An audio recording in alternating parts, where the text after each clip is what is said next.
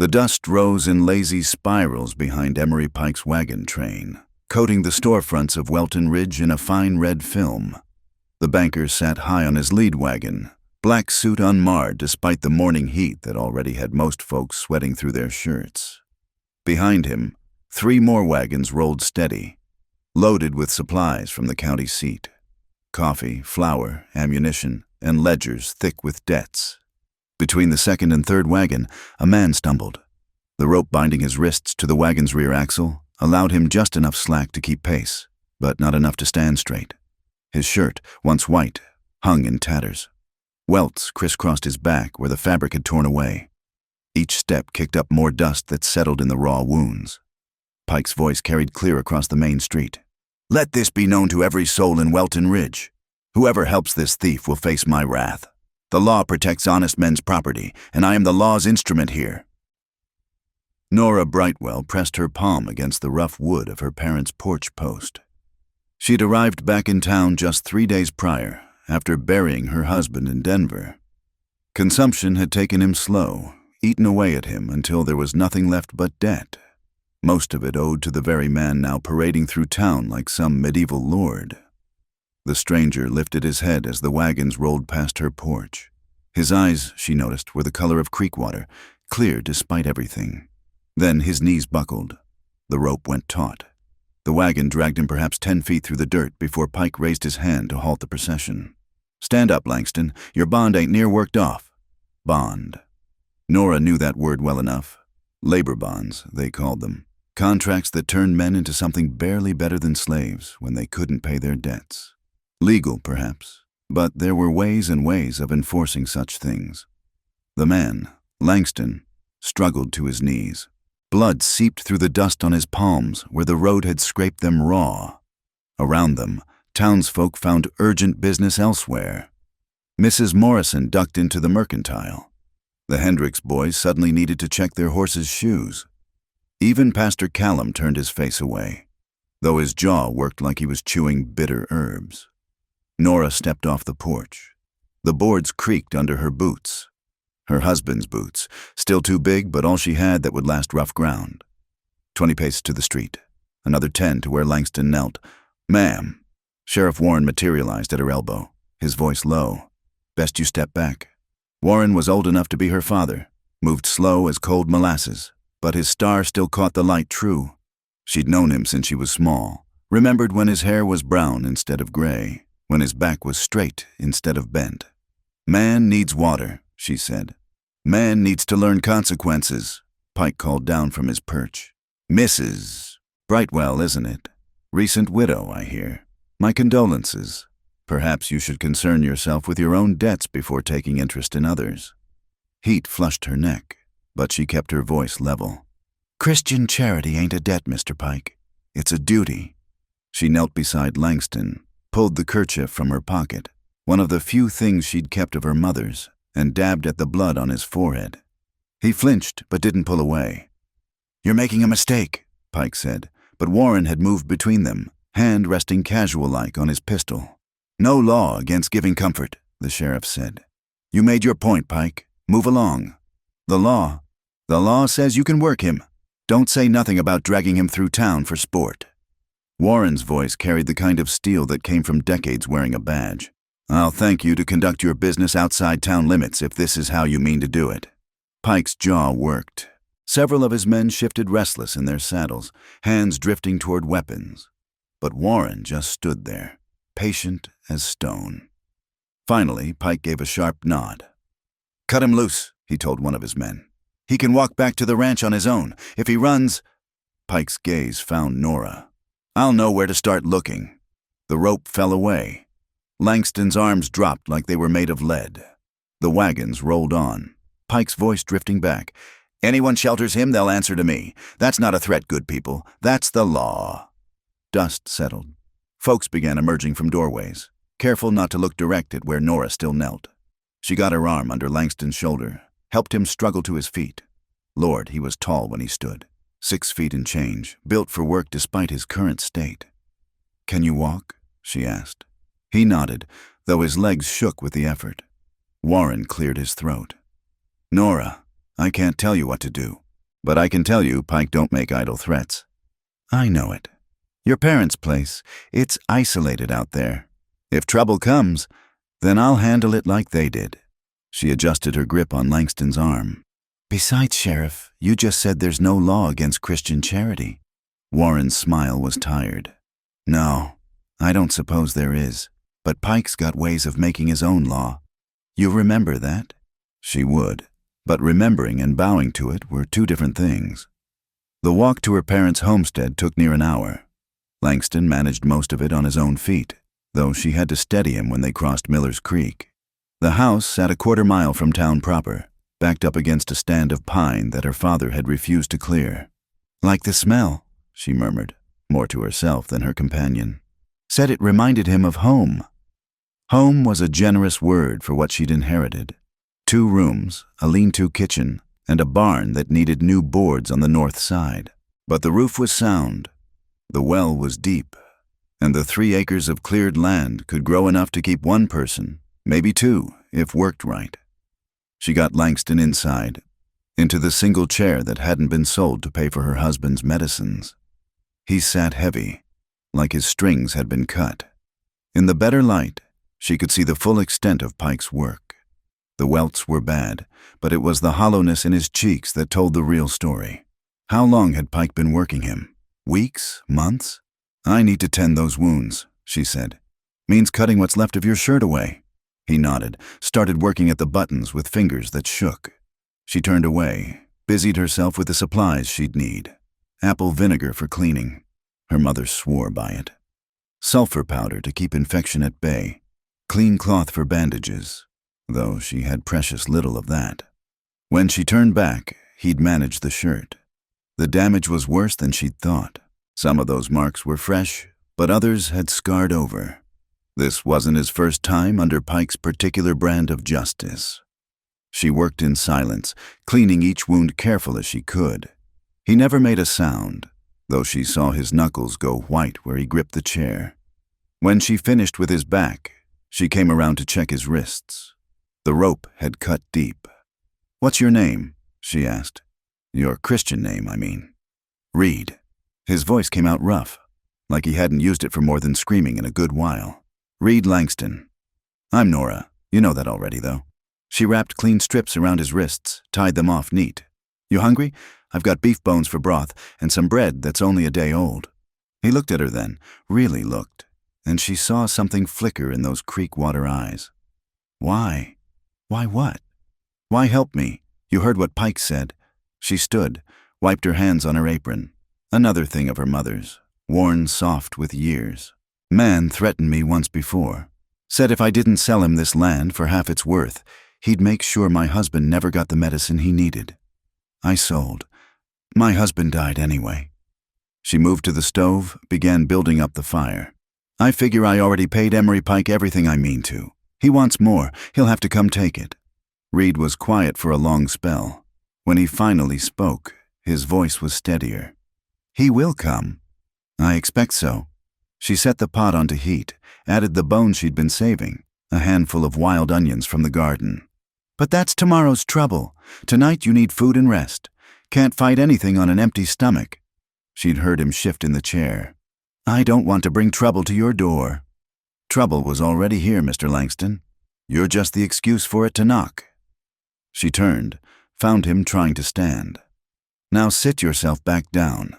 Those wounds need time to close proper, and you won't do that by bleeding all over my floor." A ghost of something, maybe a smile, crossed his face. He sat. They passed the evening quiet. She fed him broth and bread torn into small pieces, easier for him to manage. He ate slow, like his body had forgotten how. She didn't press him with questions, figured a man deserved his secrets after what he'd been through. When full dark came, she made up the small bed in the main room, her parents' bed, though she'd been sleeping in the loft since her return. "House rules," she said, helping him to his feet.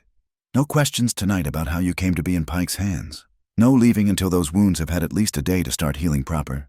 Come morning, we'll see what's what." He stood there, swaying slightly. I can't." "You can, and you will." She pointed to the bed. Rest. Whatever comes tomorrow, it'll come whether you're lying down or standing up. Might as well meet it with some strength. She climbed to the loft, heard him settle slow onto the mattress below. Wind picked up outside, whistling through the pines. Somewhere in the distance, a coyote called. Normal night sounds, but she found herself listening harder, waiting for hoofbeats that didn't come. Yet. In the darkness below, she heard Reed's breathing even out. Not quite sleep. A man who'd been through what he had probably wouldn't sleep sound for a while, but rest at least. She pulled her mother's quilt up to her chin, said a prayer her father had taught her about strength and righteousness, and closed her eyes. Come morning, the real test would begin. But for tonight, she'd done what was right. Sometimes that had to be enough.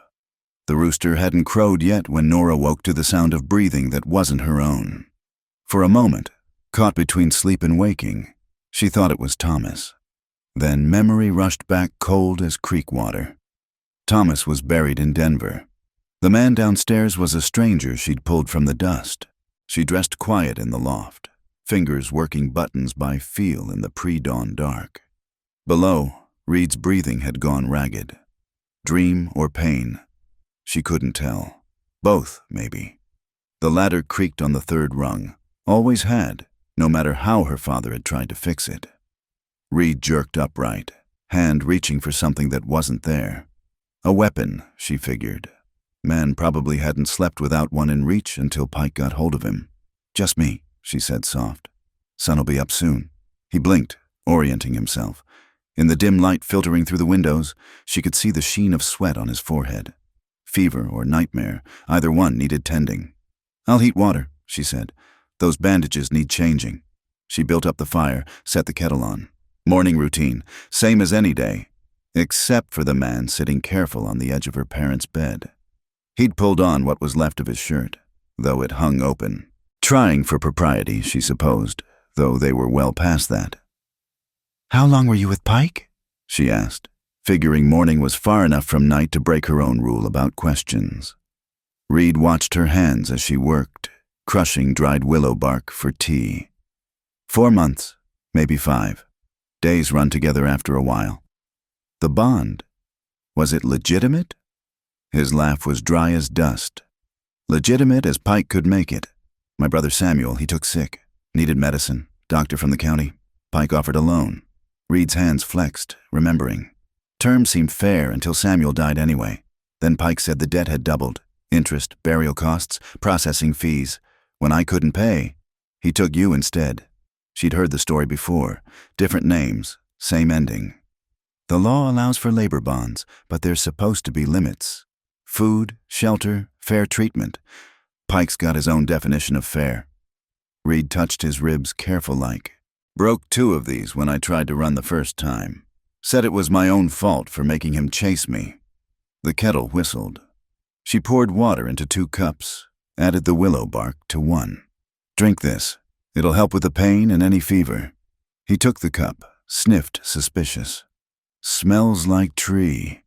That's because it is tree, best medicine there is for hurt and heat. She sipped her own tea, plain, no sense wasting the medicinal bark on herself. I need to look at your back again. This time he didn't hesitate, just set down the cup and eased the shirt off. The wounds looked better for a night's rest. No red streaks of infection, though some had seeped through the bandages. She worked steady, cleaning and rewrapping, trying not to notice how he tensed at every touch. You got gentle hands, he said after a while. Learned from my mother. She was the closest thing to a doctor this town had before Doc Morrison arrived. She tied off the last bandage. There, that should hold if you don't go wrestling any bears. I'll try to restrain myself. There it was again, that ghost of humor. Good sign, she figured. Man who could still joke had fight left in him. She fried eggs and the last of the bacon, served it with yesterday's bread toasted on the stove. Reed ate careful but steady, not wolfing like a starved man, but taking time to taste. Another good sign. She'd seen men broken so far they forgot how to be human. Reed wasn't there, not yet. I should go, he said when the plates were clean. Pike'll come looking, and I've brought you trouble enough. Where would you go? She stacked the dishes, practical. You got no horse, no gun, no supplies. You wouldn't make it 5 miles before Pike's men tracked you down. That's my problem, not yours. It became mine when I cut that rope. She turned to face him. I told you the house rules. You stay until those wounds are healing proper. That's at least another day, maybe 2. And then we figure out what comes next. She dried her hands on her apron. For now, you can help me with chores if you feel up to it. Light work only. I catch you tearing those wounds open, I'll tie you to that bed myself. Something shifted in his expression.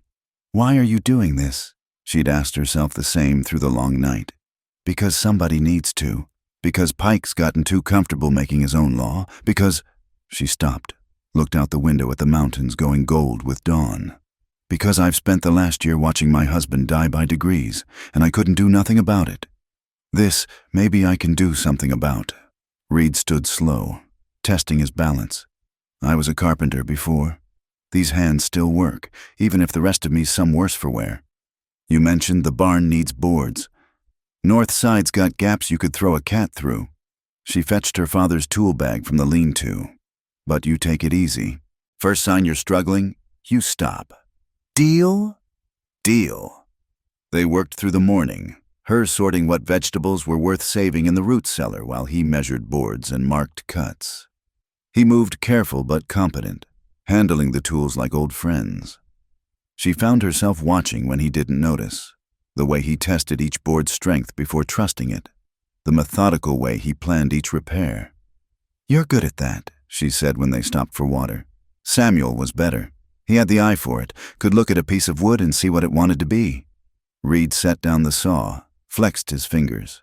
I just learned to follow his lead. I'm sorry. About your brother. He nodded, took a long drink. Pike said he'd forgive the debt if I signed on for a year. Seemed like a way to make Samuel's death mean something. Pay what he owed, clear his name. But Pike never meant to let you go. No, always another fee, another charge. Room and board deducted from wages that never existed in the first place. Man can't work off a debt that keeps growing. They went back to work, but Nora's mind churned. She'd seen Pike's ledgers when she sold him the land. All those columns of figures that somehow always added up in his favor. Legal theft, her father would have called it. Using the law like a club to beat down anyone who couldn't fight back. Come noon, she called a halt. Reed had sweat through his bandages despite the cool air, and his hands shook some when he set down the hammer. Inside, she ordered. You need food and rest. I can finish. You can finish tomorrow if you don't kill yourself today. She took the tools from him. Don't make me add stubbornness to your list of ailments. He almost smiled at that. Yes, ma'am. She made a simple meal, beans and cornbread, filling if not fancy. Reed dozed in the chair after, exhaustion winning over whatever pride kept him upright. She took the time to walk her property, checking fences and noting what needed doing before winter. The sun was sliding toward the mountains when she heard horses. Reed woke instant alert, on his feet before she could speak. How many? He asked. She peered through the window. 2, but wait. She relaxed some. It's Sheriff Warren and Doc Morrison. Warren dismounted slow, like everything hurt. Probably did. Man his age shouldn't still be wearing a star. Doc Morrison was younger, maybe 40, with the soft look of a man who'd never missed meals.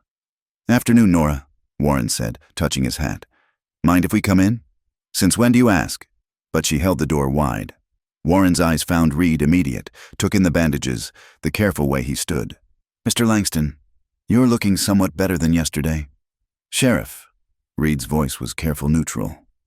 Pike came by my office this morning, Warren said, making noise about stolen property and harboring fugitives. Man ain't property, Nora said sharp. No, he ain't. But that bond paper says different, at least in Pike's mind. Warren sighed. I told him I'd look into it, so here I am, looking. Doc Morrison stepped forward. Mind if I check those wounds? Professional curiosity. Reed glanced at Nora. She nodded. Doc's good people. Learned his trade in the war, patching up boys both blue and gray. The examination was quick but thorough. Doc whistled low. Some of these are weeks old, infected, healed wrong, torn open again. This is what Pike calls reasonable labor? Pike calls it whatever suits him, Warren said. Question is, what do we call it? I call it criminal, Doc said flat. Bond or no bond, there's laws about treatment of workers. This goes beyond any reasonable interpretation. Warren rubbed his face. Maybe so, but Pike's got Judge Harlan in his pocket, and Circuit Judge won't be through for another 3 months. Until then, Mr. Langston stays here, Nora said. He's hurt and he needs care. That's not harboring, that's human decency. Pike won't see it that way. Then Pike can take it up with me, direct. She crossed her arms. I'm done bowing to that man's threats. Warren and Doc exchanged looks. You sure about this, Nora? Doc asked. Pike's not known for his forgiving nature. Neither am I. She met their eyes steady.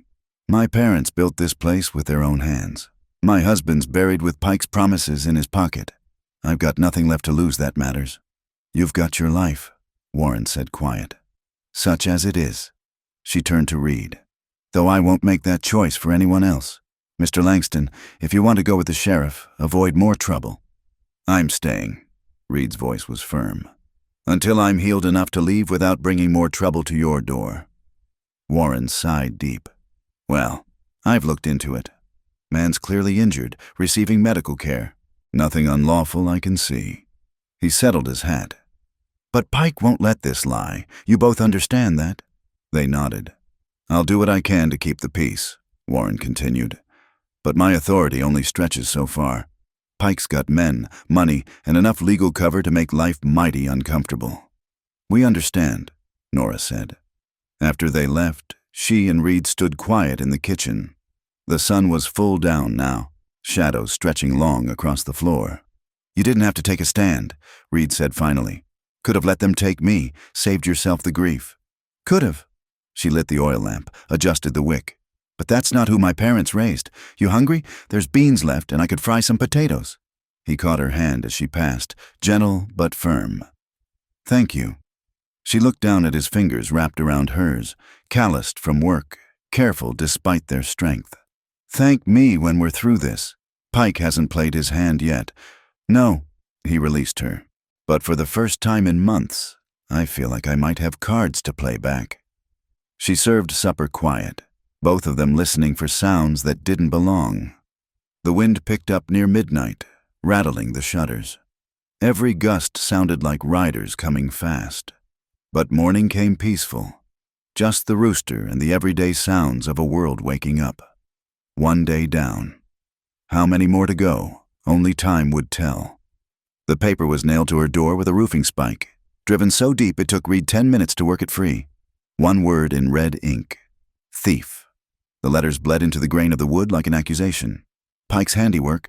Reed asked, though they both knew the answer. Or his men's? Nora traced the stain left behind. Red ink. Theatrical touch, that. It was barely past dawn, dew still heavy on the grass.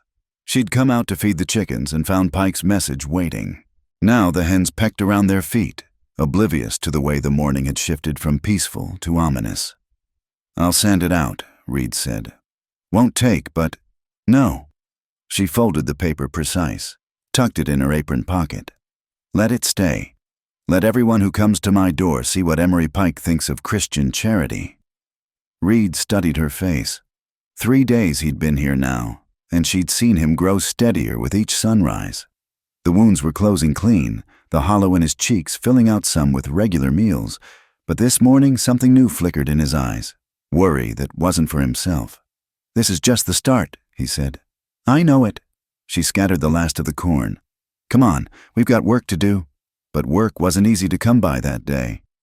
She took the wagon to Muller's general store for supplies, salt, flour, coffee if they had it. Mrs. Muller, who'd known Nora since she was knee-high, wouldn't meet her eyes. I'm sorry, the older woman said, hands twisting in her apron. We're fresh out of salt. Nora looked at the full barrel visible behind the counter. That's so? For you, yes. Mrs. Muller's voice dropped. Please, Nora. Don't make this harder than it needs to be. Pike holds the note on this store. We can't. I understand. Nora kept her voice level, though heat climbed her neck. What about flour? All out. Coffee? Mrs. Muller just shook her head. Nora left empty-handed. At the blacksmith's, Jonas Turner suddenly remembered a rush order that would keep him too busy to fix her plow blade. At the feed store, the Hutchins brothers developed a case of selective blindness, looking right through her like she was made of glass. Only at Widow Chen's laundry did she find a friendly face. The Chinese woman who'd come to town with the railroad crews and stayed after her husband died laying track sold her a small bag of rice and some dried beans. "Pike, he don't own me," Mrs. Chen said in her careful English. "You need more, you come back." Nora squeezed the woman's hand. "Thank you. No thank, we stand or we kneel. I too old for kneeling." When she got home, Reed was reinforcing the chicken coop, adding new wire and stronger posts. He'd found her father's rifle, cleaned and loaded it, propped it within easy reach. "Expecting trouble?" she asked. "Preventing it, maybe." He straightened, wiped sweat from his forehead. "How was town?" She showed him her meager purchases. "Pike's reach is long." "I'm sorry, this is because of me. This is because Pike's a tyrant who's gone too long without someone standing up to him." She set the supplies inside, came back out. "What are you doing to my chicken coop?" "Making it harder to knock down." He tested a post, nodded satisfaction. "Man who'll nail threats to doors won't stop there. Figured we should prepare for escalation." She wanted to argue, to say he was being paranoid, but the empty wagon and the word thief bleeding into her door said otherwise. They worked side by side through the afternoon, reinforcing what they could. The barn doors got new bars. The windows got shutters that could be latched from inside. Reed showed her how to load the rifle quick, how to brace it proper against her shoulder. "You've done this before," she said. It wasn't a question. "Not proud of it?" He adjusted her grip on the stock. "But knowing how to protect yourself ain't the same as looking for trouble." As the sun dropped low, they sat on the porch with coffee made from their dwindling supply. The mountains went purple in the distance, and for a moment it was almost peaceful. "Tell me about your husband," Reed said sudden. "If you don't mind." She was quiet for a spell, gathering words. "Thomas was a good man, gentle. Came out here with dreams of starting a newspaper, bringing civilization to the frontier." She smiled sad. "Consumption took those dreams along with his lungs. Last months, he could barely speak above a whisper." "Pike held his debt too?" "Held it and squeezed it. Medical costs," he said. "Special assessments. Thomas felt so guilty about leaving me with nothing." Her hands tightened on her cup. "I told him it wasn't his fault. Man can't help getting sick. But Pike, he could help being cruel. Chose not to." Reed was quiet, watching the last light fade. "My brother would have liked you. Samuel always said the measure of a person was what they did when it cost them something. What did he do? Gave his last dollar to a family with hungrier kids. Worked himself sick trying to pay everyone fair. Died thinking he'd failed because he couldn't make the numbers add up in a world where men like Pike write the equations." They sat with that truth between them as stars began to show. Near midnight, the chicken set up a racket. Nora woke instant, reached for the rifle. Beside her, he'd been sleeping on the floor near the door. Wouldn't hear of taking the bed again. Reed was already moving. They'd left the lamp out, but moon through the windows gave enough light to navigate. "Stay inside," Reed whispered. "Like hell." She checked the rifle's load. "My land, my fight." They eased the door open. The chicken coop was shadows and noise, birds screeching panic. Then she saw the flames, small still, licking at the corner posts Reed had reinforced that very day. "Water barrel," she hissed, already moving. They worked quick and quiet, her filling buckets while Reed doused the flames. The fire hadn't caught proper, more smoke than heat. But as the last ember died, Reed held up what he'd found, a torch, half-burned, tossed hasty. "They wanted us to see," he said. "Wanted us to come running." That's when they saw the real message. On the side of the coop, in the same red as the morning's note, "Thieves die." "Boone and Merritt," Reed said quiet. "Pike's favorite boys. Seen them use that paint before." Nora's hands shook, but not from fear. Pure rage, clean as fire. "In the morning, we go see Sheriff Warren. Won't do no good. They're too smart to leave proof." Then what do you suggest? Reed looked at her steady. We don't back down. They want us scared, running. We give them that. Pike wins. She nodded slow. Help me get the chickens settled. Then we've got some planning to do. They spent the rest of the night preparing. Reed taught her signals, which window meant danger from which direction, how many knocks meant run versus fight. She showed him where her father had hidden extra ammunition, the cellar door that could be barred from inside. When dawn came, they were red-eyed but ready. The chickens, recovered from their fright, pecked around the scorched corner of their coop like nothing had happened. Sheriff Warren arrived before breakfast, looking older than his years. Heard there was some commotion out here last night, he said. Nora showed him the torch, the painted threat. Warren's jaw tightened, but his words were careful. Can't prove who did it. Reed recognized the paint. Boone and Merritt use it to mark Pike's property. Recognizing ain't proving. Warren rubbed his face.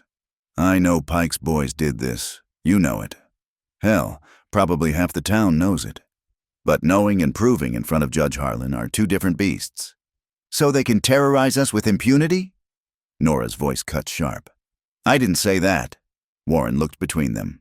I'll talk to Pike. Tell him to keep his boys in check. Lot of good that'll do, Reed muttered. Warren's eyes flashed. I'm doing what I can within the law. You want justice faster, you'll have to find it outside legal channels. And that's a path I can't recommend. After he left, Nora stood staring at the scorched coop. He's right, you know. Pike owns the law here. Not all of it, Reed said. Warren's trying. Doc Morrison, too. And Mrs. Chen, she stood by you. 3 people against Pike's empire. 4. He touched her shoulder, careful. And sometimes that's enough. David only needed 1 stone. She almost smiled. You comparing Pike to Goliath. Goliath was probably better looking.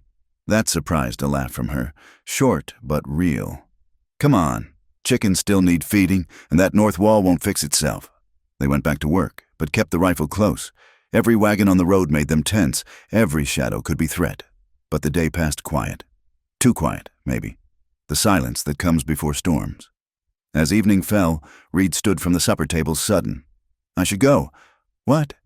This afternoon, working on the barn, I got to thinking. Pike wants me, not you. If you leave, Pike wins, and he'll still come after me for helping you. She stood too, faced him across the narrow table. We already had this discussion. That was before they tried to burn. That was before I knew for certain sure that Pike needs stopping. She stepped around the table. You think I could live with myself if I let you walk out there alone? Think I could look at myself in the mirror knowing I let fear make my choices? Reed's hands clenched and unclenched. I can't be the reason you get hurt. You're not. Pike is. And I was already hurt long before you showed up. She touched the scar on the door where Thief still showed. Difference is, now I'm not hurting alone. He looked at her for a long moment. Something shifted in his expression, decision settling into place. All right, he said. We stand together. Together, she agreed. That night they took turns keeping watch. The chickens stayed quiet. No fire started. But Nora knew it was just the calm before. Pike wouldn't stop at threats. He never had before. The real test was coming. But for tonight, they had walls, weapons, and each other. Sometimes that had to be enough. The church bell rang 7 times, calling folks to Sunday service. Nora adjusted her best dress, black bombazine, worn at the cuffs but respectable, and looked at Reed. He'd borrowed her late husband's clothes, the fit close enough though Thomas had been narrower through the shoulders. You sure about this? Reed asked, tugging at the collar. Never been sure. She pinned her mother's cameo at her throat. Pike wants to conduct his business in shadows. Time to bring it into the light. They'd spent 3 days planning after the fire. Sheriff Warren had proved sympathetic but hamstrung by legal limitations. Doc Morrison offered what support he could. But it was Pastor Elias Callum who'd given them the key. The church is neutral ground, he'd said, visiting on Thursday. Even Pike won't violate the sanctity of Sunday service, and every soul in town will be there to hear what's said. Now, walking the dusty road to town, Nora felt the weight of watching eyes. Curtains twitched. Folks on porches found reasons to stare. Word had spread about the fire, the threats. Everyone knew this morning would bring more than hymns and scripture. The church sat modest at the town's heart, whitewashed boards, simple steeple, bells that had traveled by wagon from St. Louis. Inside, pine pews worn smooth by years of worship.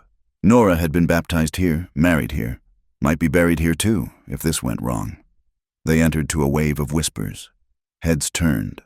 Mrs. Muller clutched her hymnal tighter. The Hutchins brothers suddenly needed to study their boots. But Widow Chen nodded firm from her spot in the back, and Doc Morrison tipped his hat. Pike sat in his usual spot, third pew from the front, left side, where the morning light would catch his gold watch chain. His wife Constance beside him, pale as paper, eyes downcast. Boone and Merritt flanked them like guard dogs. Nora led Reed to her family's pew, fifth row, right side. Her parents had sat here every Sunday for 20 years. Their presence seemed to linger in the worn wood. Pastor Callum took the pulpit. He was younger than most expected in a frontier preacher, maybe 35, with a soft accent of education back east, but his eyes held steel when needed. "Before we begin," Callum said, "I'm reminded of Matthew chapter 18. If thy brother shall trespass against thee, go and tell him his fault between thee and him alone. But if he will not hear thee, then take with thee 1 or 2 more, that in the mouth of 2 or 3 witnesses every word may be established." Pike's shoulders stiffened. He knew, as did everyone, where this was headed. "We have among us a matter that requires witnesses," Callum continued. "Mr. Langston, I believe you have words that need speaking." Reed stood slow. Every eye in the church tracked his movement. Some hostile, some curious, a precious few encouraging. "Most of you know me by sight, if not by name," Reed began. His voice carried clear despite its quietness. "You've seen me these past months, doing Pike's work, under Pike's bond." "Legal bond," Pike interjected. "Signed and witnessed." "Let him speak, Mr. Pike," Callum said mild. "You'll have your turn." Reed nodded. "Legal, yes, but there's legal and there's right.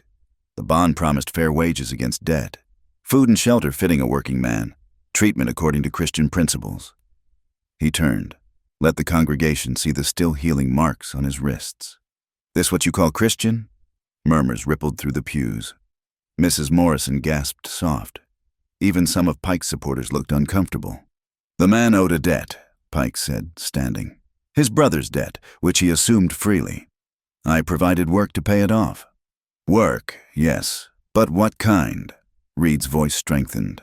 16-hour days, meals every other day if I was lucky. Slept in the barn with the horses, and that only when I wasn't chained to a post for some invented infraction. "Discipline," Pike countered. "Necessary for a man who tried to run from his obligations." "I tried to run after you broke my ribs. After Boone there took a whip to me for spilling water, I was too weak to carry steady." Reed faced the congregation full. "How many of you have debts with Mr. Pike? How many have seen those debts grow despite your payments? How many have been too afraid to speak?" Silence stretched taut.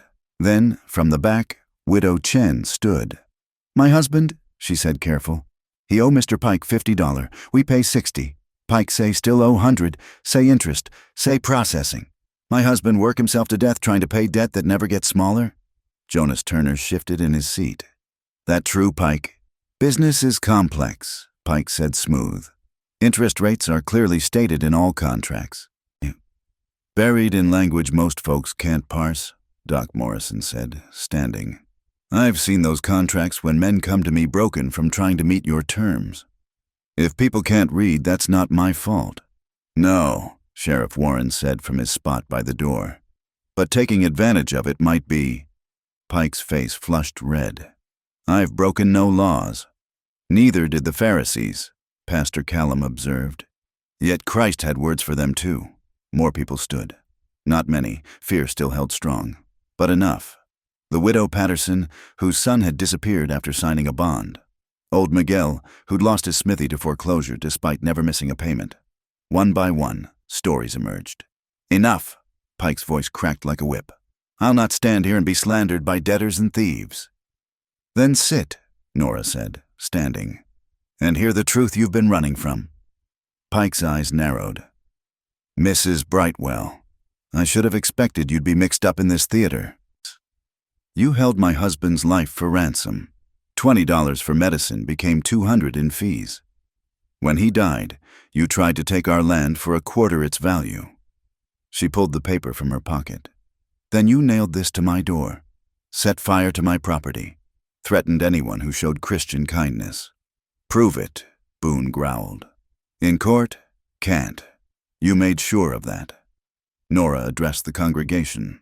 "But we're not in court. We're in church, before God and our neighbors. So I ask, who here has been threatened for helping someone Pike deemed his property? Who's been told their debts would double if they crossed him?" Hands raised slow. Not many, but more than Pike expected. His wife, Constance, looked at the raised hands, then at her husband, something shifting in her careful blank expression. "You want to talk about theft?" Nora continued. "Let's talk about stealing hope, stealing dignity, stealing the very humanity from men who only crime was needing help. I provide employment. You provide slavery with a legal mask." Her voice rang clear. "And we've let you because we were afraid. Because you own the bank, the judge, half the businesses. But fear's a funny thing, Mr. Pike. Push it too far, it turns to something else. Is that a threat? It's a promise. We won't live in fear anymore. Reed Langston is a free man who's paid his debt 3 times over in blood and sweat. Anyone says different will have to prove it before the whole town, not just your tame judge." Pike stood abrupt. "This isn't over." "No," Sheriff Warren said, moving to block the aisle. "But it started, and I'll be watching close to make sure it stays legal. On all sides." Pike looked around the church. His support, solid an hour ago, showed cracks. Doubt flickered in faces that had always agreed with him. Even Boone and Merritt seemed uncertain. "Constance," he snapped. "We're leaving." His wife stood slow. As she passed Nora, she paused. "I'm sorry," she whispered, so low only Nora heard. "For all of it." Then the Pikes were gone, their footsteps echoing on the church boards. Pastor Callum cleared his throat. "Well, let us turn to hymn number 43, Faith of Our Fathers. Seems appropriate." The singing started shaky, voices uncertain, tentative. But as the verses progressed, strength grew. By the final chorus, the church rang with sound that was part defiance, part hope. After service, folks filed out quiet. Some nodded to Nora and Reed. Others hurried past. But Jonas Turner stopped, gripped Reed's shoulder. "If you need work," the blacksmith said gruff, "I might have some. Real work, fair wages." Others followed. Not many, but enough. Offers of supplies, trade, support. The wall of Pike's power, solid for so long, showed its first real cracks. Sheriff Warren was last to leave. "You know he'll retaliate." "We know," Nora said. "I'll do what I can. But Pike's got reach beyond this town. Might bring in outside guns. Might use the law itself against you. Might do a lot of things," Reed said. "But he'll do them in daylight now. That's worth something." Warren nodded slow. "Stay close to home. Stay armed. And if you see riders coming, you get word to me fast." They walked home through afternoon heat, dust puffing under their feet. Neither spoke until they reached the scarred door of Nora's house. "Think we made things better or worse?" Reed asked. "Different anyway." She unpinned the cameo, fingers thoughtful. "Pike's operated in secret too long. Now everyone knows what he is. That's got to count for something." "Your husband," Reed said careful. "He would have been proud. What you did today." She smiled sad. "Thomas would have been terrified. He was a gentle soul, but yes, I think he would have understood why it needed doing." They went inside, out of the sun. The house felt different somehow. Still small, still worn, but charged with possibility. They'd spoken truth to power and survived. That was more than most managed. But Pike wouldn't let it end there. They both knew it.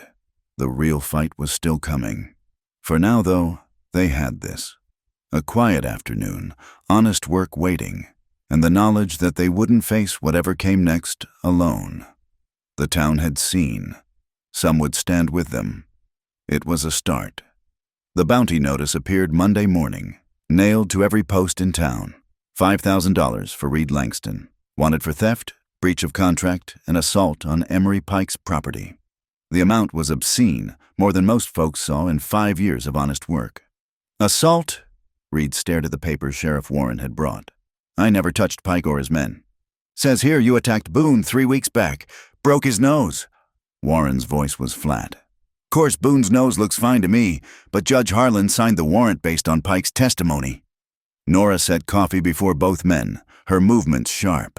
So Pike buys himself a legal hunting license. That's about the size of it. Warren looked tired. I can't stop bounty hunters from coming. Can't even arrest them if they stay within the law.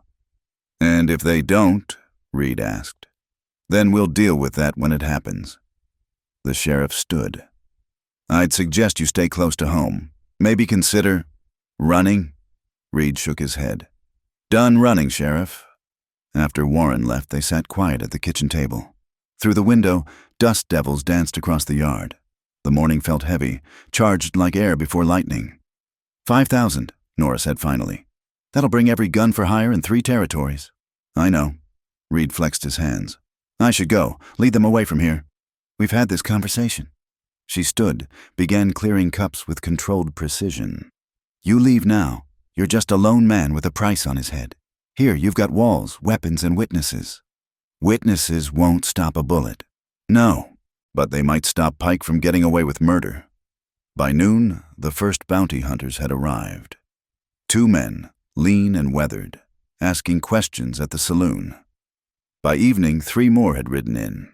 They set up camp just outside town limits, where Warren's authority ended.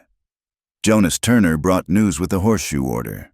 Counted 7 so far, professional manhunters, not local talent. Pike's paying for quality. Reed helped Jonas unload the shoes, movements careful but steady. His strength had returned these past days, the good food and honest work filling out his frame. Any of them you recognize? Nora asked. 1, Cedric Marsh, tall fellow with the scar across his jaw. Jonas spat. Brought in the Calloway brothers last year, dead, though the bounty said alive. That night they barricaded the doors and kept the lamps low. Every sound outside made them tense. Around midnight, horses passed close to the house, slow, deliberate. Testing. They're trying to spook us, Reed said quiet. It's working. Nora checked the rifle's load for the 3rd time. But being spooked and giving in are different things. The harassment escalated over the next days. Dead coyotes appeared on their fence posts. Rifle shots cracked at odd hours, always from too far away to identify the shooter. One morning, they found their water barrel drained, the ground around it churned by boots. Then Cedar Marsh made his move. Nora was alone at the well when he approached. Reed was in the barn, replacing boards they'd found mysteriously broken. Marsh moved quiet for a big man, appearing between her and the house before she noticed. Mrs. Brightwell. He touched his hat, polite as a church deacon. Fine morning. She kept her movements calm, though her heart hammered. The rifle was in the house, useless. Mr. Marsh, something I can help you with? Matter of fact, yes. He stepped closer. That bounty's a lot of money, enough to make a man comfortable. But I'm a reasonable sort, rather avoid unpleasantness if possible. How thoughtful. He smiled, the scar pulling his face crooked. Way I see it, you're harboring a fugitive.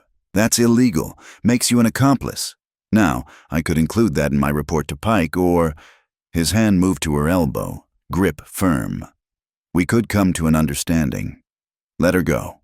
Reed stood 10 feet away, hammer in hand. He'd moved silent as Marsh, farmer's clothes not hiding the coiled readiness in his stance. Marsh calculated odds quick, decided he didn't like them. He released Nora's arm, hands spreading peaceful. No harm meant, just having a friendly chat. Chat's over, Reed said. You want me? You know where to find me. But you come at me straight, not through her. Fair enough? Marsh backed toward his horse. But this bounty's mine, Langston, one way or another. After he rode off, Nora's hands shook as she gathered the water buckets. He would have, if you hadn't. But I did. Reed took the buckets from her. And I always will. That afternoon, unexpected help arrived. 3 wagons rolled up, driven by folks from church. Jonas Turner, Doc Morrison, the widow Patterson, and 6 others. They came armed, faces set with determination. Heard you might be having some trouble, Jonas said. Thought you could use some company. They set up a rotation. 2 people on watch at all times, the others helping with chores or resting. The bounty hunters noticed, clustering at the property line like wolves studying a stronger pack. This is our fight, Nora protested. No, Widow Patterson said firm. Pike made it all our fight when he started using fear to rule this town. We just took a while to realize it. The standoff stretched through 2 days. Hunters would approach, see the armed guards, and retreat. Warren visited twice, making sure everyone stayed legal. Even he seemed surprised by the town's response. On the 2nd night, things nearly broke bad. Marsh and 2 others tried to rush the barn where Reed was standing watch with Jonas. Shots fired, warning shots that sent the hunters scrambling back. No blood spilled, but the line had been crossed. Next time they won't stop at warning shots, Jonas said, reloading. Reed stood at the barn door, watching the darkness. I know. Nora found him there an hour later, after the excitement had died down. Can't sleep either? Thinking. He leaned against the doorframe. About Samuel, about choices. What kind of choices? The kind that define who you are. He turned to her. I could end this. Walk out there, let Marsh take me. Pike would get his trophy, town would have peace. That's not peace, that's surrender. Maybe, but how many people should risk themselves for one man's freedom? She stepped close enough to see the doubt in his eyes. You're not just one man anymore. You're the crack in Pike's wall. If you fall, that crack seals up and nothing changes. And if someone dies because of me, then someone dies standing for what's right instead of kneeling to what's wrong. She touched his arm. But we're not dead yet. Don't bury us before our time. A sound made them both turn, horses approaching fast. But instead of hunters, it was Sheriff Warren with 2 deputies from the county seat. Got interesting news, Warren said, dismounting. Seems Judge Harlan's bounty might not be as legal as Pike thought. Circuit Judge sent word. Wants to review the warrant. Meanwhile, these boys are here to make sure everyone follows proper procedure. The deputies were young but steady-looking. They set up camp between the house and the hunter's position. The presence of additional law shifted the balance. This doesn't end it, Reed said. No, Warren agreed. But it makes Pike work harder for his pound of flesh. Sometimes that's enough to make a man reconsider. Dawn brought revelation. The hunters had pulled back during the night, leaving only Marsh and 1 other. The easy money had gotten complicated. Not worth the risk for most. Marsh himself appeared at the property line after breakfast, staying carefully on the public road. Offer stands, Langston, he called. You come quiet. Nobody else gets hurt. Reed walked to meet him, staying on his side of the fence. Several rifles tracked Marsh from the house. Promise clear. Define hurt, Reed said. Well now, that depends on how much trouble you give me. Marsh studied the defenses. But I'm patient. That bounty isn't going anywhere, and neither are you.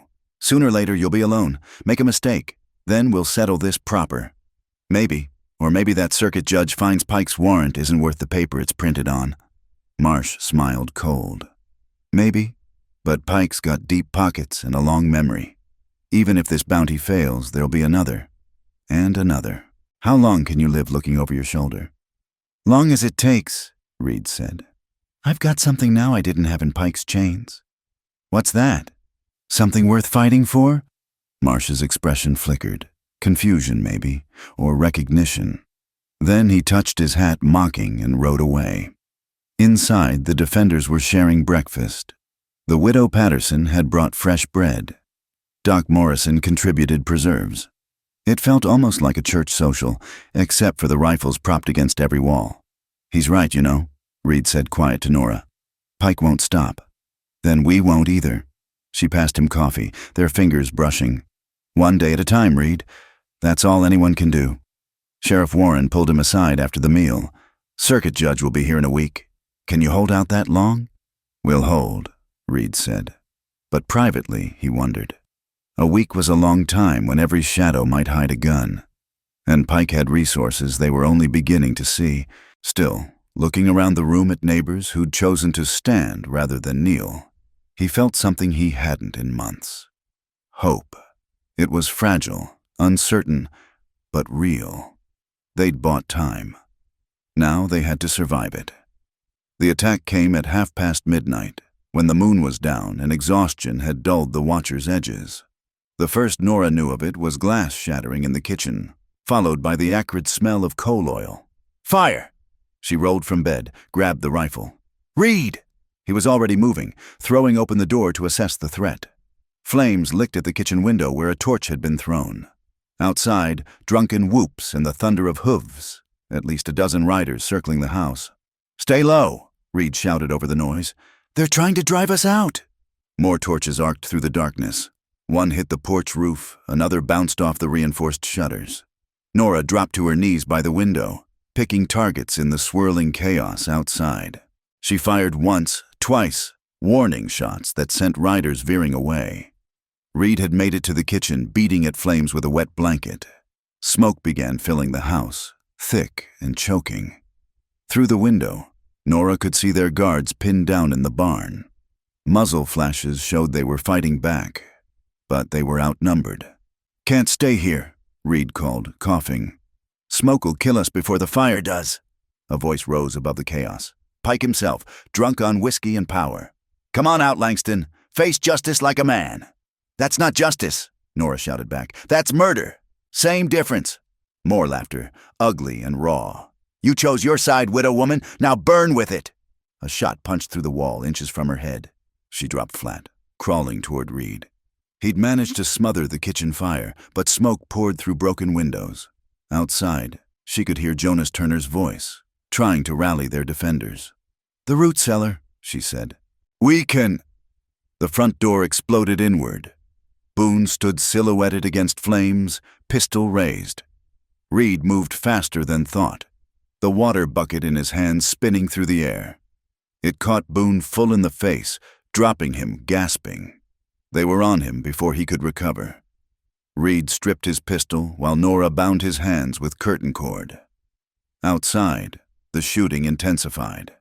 Their friends were pushing back, turning the ambush into a real fight. "Where's Pike?" Reed demanded, pressing the pistol to Boone's temple. "Gone," Boone spat blood. "Lit out when the shooting started, left us to finish it." Typical. Pike always did prefer others to do his dirty work. Sheriff Warren's voice cut through the chaos. "This is the law. Ceasefire or face arrest." The shooting stuttered, died. Through the smoke, they could see Warren and his county deputies spreading out, weapons drawn. The remaining attackers were already fleeing, their drunken courage evaporating. They stumbled outside to find dawn creeping over the mountains. The porch roof smoldered but hadn't caught proper. Bullet holes pocked the walls. In the yard, Jonas sat on an overturned water trough, pressing a bandage to a graze on his arm. "Everyone alive?" Reed asked. "More or less." Doc Morrison emerged from the barn, medical bag in hand. "Though young Patterson caught one in the shoulder, I've got him stable." Warren surveyed the damage, face grim. "I've got 3 in custody besides this one." He nudged Boone with his boot. "Rest scattered like quail. You recognize any others?" "Pike was here," Nora said. "I heard his voice. Hearing ain't proven, but this—" Warren gestured at the damage. "This is attempted murder, clear as day. Judge Harlan can't ignore this." "He can if Pike pays him enough," Reed said. "Maybe, but the circuit judge arrives tomorrow. Harder to buy a man who doesn't live in your pocket." They spent the morning cleaning up. Neighbors arrived as word spread. Some who'd supported them before, others shamed into helping by the night's violence. Even Mrs. Muller came, bringing bandages and quiet apologies. "I was afraid," she admitted, helping Nora sweep glass.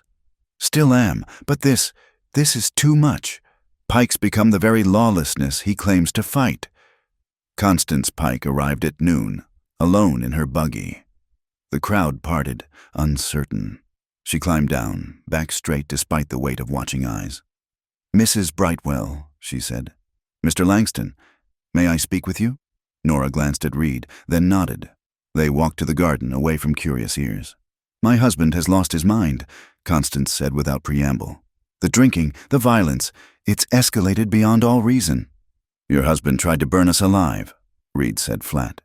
"I know." Her voice broke slightly. "I heard him planning it, tried to talk him out of it. She touched her cheek, where powder didn't quite hide a bruise. He made his position clear. Nora's anger cooled slightly. She'd suspected Constance suffered her own version of Pike's tyranny. "What do you want from us?" she asked. "To help, if I can." Constance pulled papers from her bag. "These are from Emery's private files, the real books, not the ones he shows the auditors. Every forged document, every inflated debt, every bribe paid, enough to destroy him if used right." Reed took the papers, scanning quick. His expression darkened with each page. "This shows Samuel's original debt is $30. Pike claimed it was $300. He did that to dozens of people, destroyed lives for profit, then used their desperation to justify worse crimes." Constance straightened her gloves. "I've been his wife for 15 years, looked away for 14 of them, no more." "Why now?" Nora asked. "Because last night he came home covered in soot and bourbon, laughing about how you'd burn like your husband should have." Constance met her eyes. "There are sins that damn a soul, Mrs. Brightwell. I won't share his damnation." She left as quietly as she'd come, leaving them with evidence that could change everything, if they lived to use it. That afternoon brought another surprise. Cedar Marsh appeared at the gate, but not as they expected. His horse was lathered, his coat dusty from hard riding. "Langston," he called. "Got news you need to hear." Reed approached wary, rifle ready. "Come to collect early, Marshy?" "Come to warn you." Marsh spat tobacco. "Pike hired new guns. Not bounty hunters, killers. They'll come tonight to finish what the drunks couldn't." "Why tell us?" Marsh shifted in his saddle. "I'm a manhunter, not a murderer. Taking a man for bounty is business. What Pike's planning—" He shook his head. "There's lines I won't cross. Besides, word is the circuit judge is reviewing that warrant. Might be there's no legal bounty after all." "So you're abandoning the hunt?" "Postponing it. If the warrant stands, I'll be back. But I'll come straight in daylight, proper-like." He wheeled his horse. "Tonight, though. Tonight you'd best be ready for war." They spent the remaining daylight preparing. Warren deputized 6 men, giving his protection legal weight. Doc Morrison set up a makeshift hospital in the barn. Weapons were cleaned, loaded, positioned. As dusk fell, Reed pulled Nora aside. They stood in the garden her mother had planted, now torn by bullets and boots. "I need you to make me a promise," he said. "I don't like the sound of that. Promise me, if things go bad, if Pike's killers break through, you'll run. Take Constance's papers to the circuit judge yourself." She gripped his hands, felt the calluses and scars. "Only if you promise the same. If I fall, you take those papers and make sure Pike pays." "Nora." "Partners," she said, fierce. "That's what we are now. Equal stakes, equal risks." He looked at her long, then nodded. Partners. They sealed it with a kiss, their first, born of desperation and defiance. It tasted of smoke and possibility. Night fell heavy. They waited, weapons ready, listening for hoofbeats that would signal the final confrontation. In the barn, someone started humming a hymn, "Nearer, my God, to Thee." Others joined in, voices low but steady. "Whatever happens," Reed said, "I want you to know, these past days, feeling human again, having something to fight for, it's been worth everything. Don't talk like that." But she squeezed his hand. "We're going to survive this. Pike's going to face justice. And we're going to build something good on the ashes of his empire. From your lips to God's ears." The clock struck 10, then 11. Midnight approached with agonizing slowness. Every shadow could hide death. Every sound might herald attack. But they stood ready. Not alone, not afraid. Well, afraid, but not controlled by it. They'd found something stronger than fear. Now they just had to survive until dawn. The morning sun revealed Emery Pike in all his diminished glory. He rode at the head of 15 hired guns, their badges gleaming false authority, bounty licenses from neighboring counties, deputizations from towns that existed only on paper. His fine black suit was replaced by riding clothes, his usual polish tarnished by a night of drinking and rage. "Reed Langston," Pike's voice cracked across the yard. "By the authority vested in me by the territorial government, I order you to surrender yourself for trial." Sheriff Warren stepped out from the barn, star bright on his vest. "What authority would that be, Pike?" I'm the only lawful authority in Welton Ridge. Not anymore. Pike waved a paper. Emergency writ from Judge Harlan. Says here local law has failed to apprehend a dangerous fugitive. These men are empowered to use whatever force necessary. Let me see that writ, Warren demanded.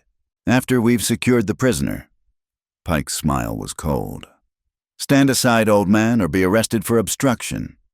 The yard filled with townsfolk. Word had spread at dawn. The circuit judge was just hours away. Pike's time running out. He'd come to finish things before real law arrived. Nora emerged from the house, Reed beside her. They'd spent the night preparing for this moment. Constance's documents safe with Doc Morrison. Win or lose, the truth would survive. There's no need for violence, Reed called out. I'll face any legitimate court. The court of Judge Harlan has already found you guilty, Pike replied. Sentence is, Judge Harlan has no authority here. The voice came from behind Pike's group. Circuit Judge Matthew Thornberry sat his horse like a man half his 60 years, 2 federal marshals flanking him. I received some interesting documents this morning. Seems Judge Harlan has been signing warrants in exchange for considerations. Pike's face went pale. You're early. Justice doesn't keep banker's hours, Mr. Pike. Thornberry dismounted, approached Warren. Sheriff, I'm placing this matter under federal jurisdiction. Any warrants issued by Judge Harlan are hereby suspended pending investigation. You can't, Pike started. I can and I have. Thornberry's voice cut like winter wind. Moreover, I've been reviewing some fascinating financial records provided by your wife. Tell me, Mr. Pike, how does a $30 debt become $300? How do men who never miss payments lose their property to foreclosure? The hired guns shifted nervous. Badge or no badge, federal marshals meant real consequences. 2 of them quietly holstered their weapons. Pike's controls snapped. I built this town. Every business, every farm exists because of my capital. These ingrates owe me everything. We owe you nothing. Jonas Turner stepped forward. You didn't build, you strangled. Didn't invest, you enslaved. More voices rose. The widow Patterson, Doc Morrison, even Mrs. Muller. Stories poured out. Debts that doubled overnight, payments that vanished from ledgers, families destroyed by Pike's greed. Lies! Pike reached for his gun. Reed moved faster. Not for a weapon, but stepping between Pike and the crowd, hands empty but ready. No more blood, he said quiet. You want me, Pike? Here I am, but it'll be in daylight, with witnesses, according to real law. You think you've won? Pike's hand trembled on his pistol. You think destroying me changes anything? There'll be another banker, another set of ledgers, another... Maybe, Nora said, stepping beside Reed. But they'll know what happened here. They'll know a whole town stood up and said no more. Pike drew his gun. 3 things happened at once. Sheriff Warren's rifle swung up. The federal marshals reached for their weapons, and Reed stepped forward, not away, directly into Pike's line of fire. Go ahead, Reed said. Shoot an unarmed man in front of federal officers. Prove everything we've said about you. Pike's gun wavered. Around him, his hired guns stepped back. Even Merritt, loyal to the end, wouldn't meet his eyes. You ruined me, Pike whispered. You and that woman ruined everything I built. You ruined yourself, Judge Thornberry said. Greed did what no enemy could. Now put down the gun before you add murder to your crimes. For a moment, violence balanced on a knife's edge. Then Pike's shoulders sagged. The gun dropped from nerveless fingers. Arrest him, Thornberry ordered. The federal marshals moved in, efficient and professional. Pike didn't resist, seemed almost relieved. As they bound his hands, he looked at Reed with something like confusion. I offered you work, food, shelter. Why couldn't you just comply? Because I'm not property, Reed said. Never was. Neither was Samuel or any man you put in chains and called it charity. They led Pike away. His hired guns dispersed like smoke, sudden urgent business elsewhere. Only Merritt lingered, looking lost. Mr. Langston, he said awkward. What Pike did wasn't right, but jobs are scarce, and a man's got to eat. Jonas Turner's hiring, Reed said. Honest work for honest pay. Think you can handle that? Merritt nodded quick, hurried toward the blacksmith shop. Even Pike's dogs could learn new tricks, given the chance. Judge Thornberry approached Nora and Reed. "I'll need formal statements from both of you. Mrs. Pike's documents are damning, but first-hand testimony will seal the case." "What about the others?" Nora asked. "The men Pike broke, the families he destroyed. We'll be taking statements all week. Every debt will be reviewed. Every foreclosure examined. It won't undo the past, but we can try to prevent the future." Sheriff Warren joined them, looking older but somehow lighter. "Never thought I'd see the day. Pike seemed untouchable." "Every tyrant seems untouchable," Thornberry said, "until someone touches them." The crowd began dispersing, but slowly. Neighbors lingered to shake hands, share relief, make plans. The fear that had gripped Welton Ridge for years was lifting like morning fog. Constance Pike appeared at the gate, a single carpetbag in hand. "Mrs. Brightwell, Mr. Langston, I wanted to thank you before I left." "Where will you go?" Nora asked. "My sister in California. She's been asking me to visit for years." Constance managed a small smile. "Time I stopped making excuses." She left in the same quiet dignity she'd shown throughout her marriage.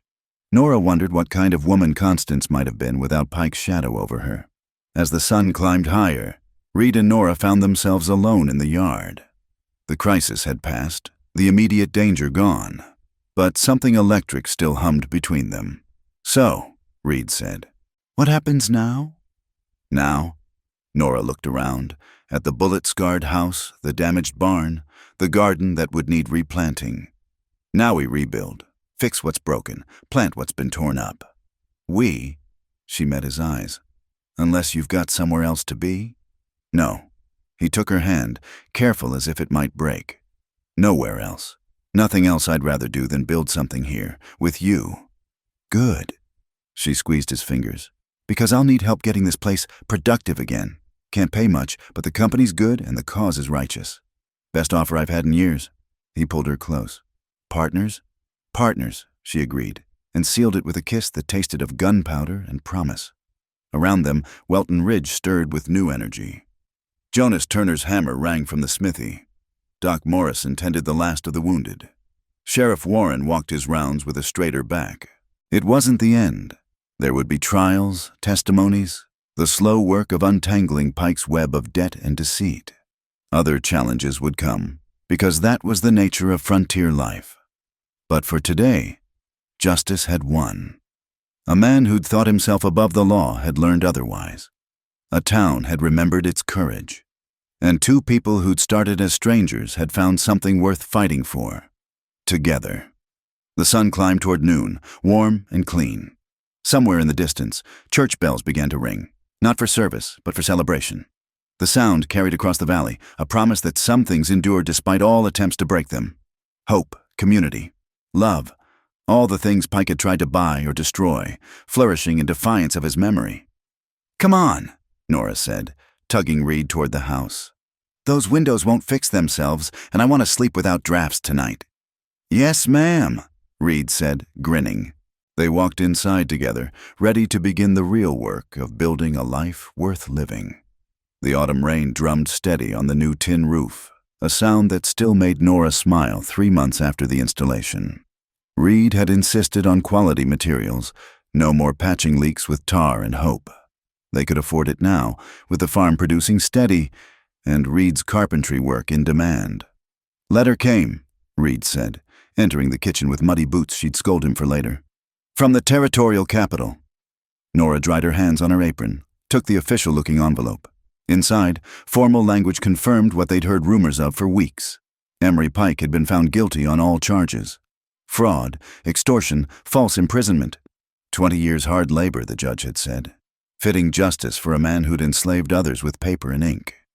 "Also says here that all debts held by Pike's bank are under review," Reed continued, reading over her shoulder. "Any found to be fraudulent will be forgiven." "Too late for Thomas," Nora said quiet. "For Samuel. For so many others." "Yes." Reed's arms came around her, solid and warm. "But not too late for the living. That's something." They'd learned Pike's fate had been sealed weeks before the trial ended. 2 nights after his arrest, he'd been found face down in Culver's Creek, lungs full of muddy water. The official report called it accidental, a desperate man trying to flee in the dark. But folks whispered about boot prints on the bank, about debts that went deeper than money. Nora felt no satisfaction in Pike's death. Justice should come from courts and community, not midnight vengeance. But she understood the rage that drove men to such extremes. Pike had destroyed too many lives to die unmourned. "Ryder's coming," Reed observed, looking through the window. Nora tensed from habit, then relaxed. These days, visitors rarely meant trouble. Sure enough, Sheriff Warren appeared, moving careful down from his horse. Age was catching him fast, but he still wore the star with pride. "Afternoon, folks," Warren said, accepting the coffee Nora offered. "Wanted to let you know that bounty hunter Marsh came through town yesterday." Reed's hand found the hammer on his belt. "Old habits. Looking for me?" "Looking for work, actually." Warren chuckled. "Seems the bottom fell out of the manhunting business around here. He's heading to Nevada. Heard they need guards for the silver shipments." "Wish him luck," Reed said. And meant it. Marsh had played fair in his way. They sat on the porch, watching storm clouds build over the mountains. The cabin had grown these past months. A second room added, proper glass windows installed. Come spring, Reed planned to raise a barn that would be the envy of the county. "How's the town?" Nora asked. "Different." Warren sipped his coffee thoughtful. "Jonas has more work than he can handle. Doc Morrison's teaching some folks basic medicine. Says we need more than one healer. Even got a new banker in from Denver, young fellow who actually seems to think his job is helping folks build something. And Constance. Got a letter last month. She's teaching school in Sacramento, living with her sister. Sounds free." They understood that. Freedom was a thing you felt in your bones once you'd been without it. After Warren left, Nora and Reed worked side by side in comfortable silence. She'd expanded the garden, adding rows of corn and squash. He'd built an irrigation system using wooden channels, bringing water from the creek. The land that had barely supported one now bloomed for 2. As evening approached, Nora stood from weeding to find Reed watching her, that soft expression she'd come to treasure on his weathered face. "What?" she asked. "Just thinking. About time and chances. If Pike hadn't dragged me past your porch that day, then you'd have found another way to freedom, and I'd have found another way to fight." She came to him, not minding the dirt on both their hands. "But I'm glad it happened as it did. Even the hard parts? Especially those. They showed us who we really are." He kissed her then, there in the garden with the rain starting fresh and the mountains going purple with dusk. When they broke apart, he kept her close. "Marry me," he said sudden. "I know we haven't courted proper, and I've got nothing to offer but work, rough hands, and a heart that's yours already, but yes, I haven't finished asking." "Then hush and let me finish answering. Yes, Reed Langston. Yes to all of it." They married 2 weeks later in the church where everything had turned. Pastor Callum performed the ceremony, his words about love conquering fear carrying special weight for all who'd lived through Pike's reign. The whole town came. Jonas and Doc Morrison, Widow Chen and the Pattersons, even Mrs. Muller with a wedding cake she'd stayed up all night baking. Sheriff Warren gave Nora away, his eyes suspiciously wet. "Your parents would be proud," he whispered. "You brought honor back to this land." Merit, transformed by honest work and fair treatment, had carved them a wedding gift, a wooden sign reading Brightwell Langston Farm in letters deep and true. They hung it that very evening as friends and neighbors danced in their yard to fiddle music. The same ground where they'd stood against Pike's torches now hosted celebration, where bullets had torn earth, couples now spun in country reels. "No regrets?" Reed asked as they watched from the porch. "None that matter." Nora leaned into him. "You? Only that Samuel couldn't see this. He always said I'd find something worth settling for." "Not settling," Nora corrected. "Building." Years passed. The farm prospered. Reed's reputation as a carpenter spread, bringing work from 3 counties around. Nora's garden became famous for vegetables that seemed to grow bigger and better than anyone else's. They had children, first a son they named Samuel Thomas, honoring both their losses. Then a daughter with Nora's fierce eyes and Reed's gentle hands, christened Mercy for what had saved them all. The town grew too. The railroad came through, bringing new families and fresh chances. But folks remembered the time when one man's greed had nearly strangled them all. They told the story at town meetings, in church, around dinner tables. How a widow's courage and a bondsman's dignity had cracked the wall of fear. How a community had remembered its strength just in time. Cedar Marsh passed through once more, years later, gray-haired but still riding tall. He stopped at their gate, tipped his hat to where Reed worked on a new chicken coop. "Heard you made something of yourself," Marsh said. "Made something with help," Reed corrected. "You heading back to Nevada?" "Retiring, actually. Bought a little spread up north. Figure it's time I tried building instead of hunting." "Good luck to you. And to you." Marsh touched his hat again and rode on, another relic of harder days seeking redemption in honest work. One evening, as Reed and Nora sat watching their children play in the yard where so much drama had unfolded, Mercy asked the question they'd been expecting. "Ma, why do folks look at our house different? Like something important happened here?" Nora exchanged glances with Reed, weighing how much truth a 7-year-old could carry. "Because something important did happen," she said finally. "We learned that standing up for what's right is worth the risk. That fear only has the power we give it. And that sometimes, helping one person can change everything." "Like in church stories?" Mercy asked. "Similar," Reed said. "But this happened right here, to real folks like us." Samuel, 2 years older and full of questions, leaned forward. "Will you tell us the whole story?" "When you're older," Nora promised. "For now, just know that this land, this house, this family, we earned them by refusing to kneel when a bully demanded it." The children accepted this, as children do, and ran back to their games. But Nora knew that someday they'd understand the full weight of their inheritance, not just land and buildings, but a legacy of courage. As stars began to show, Reed reached for her hand. "Think they'll face tests like ours? Different tests, probably. Each generation gets its own bullies, its own pike to face down." She squeezed his fingers. "But they'll be ready. We'll make sure of it." They sat in comfortable silence, listening to night sounds, crickets, a distant owl, the whisper of wind through corn rows. The same sounds that had once masked danger now sang of peace, earned and kept. Inside, on the mantel Reed had carved himself, sat a small wooden bird, his first attempt at decorative work, made during those fragile days of recovery. Its wings were uneven, its beak slightly crooked, but it perched proud above their hearth.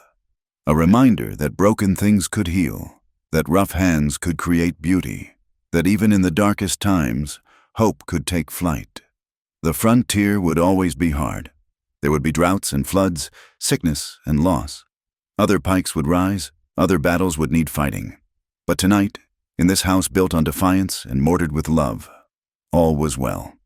The man who'd once stumbled in chains now stood tall and free. The widow who'd risked everything had gained more than she'd dared dream. And the town that had almost bowed to tyranny had remembered its backbone just in time. Justice, community, love. Simple words for complicated truths. But they were enough. They'd always been enough.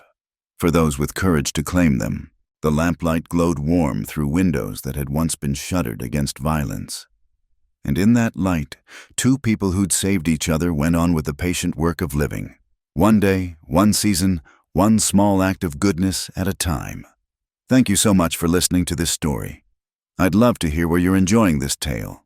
Leave a comment below and let me know what part of the world you're in. Don't forget to subscribe to From Wild West channel and share your thoughts about Nora and Reed's journey. Your support means everything.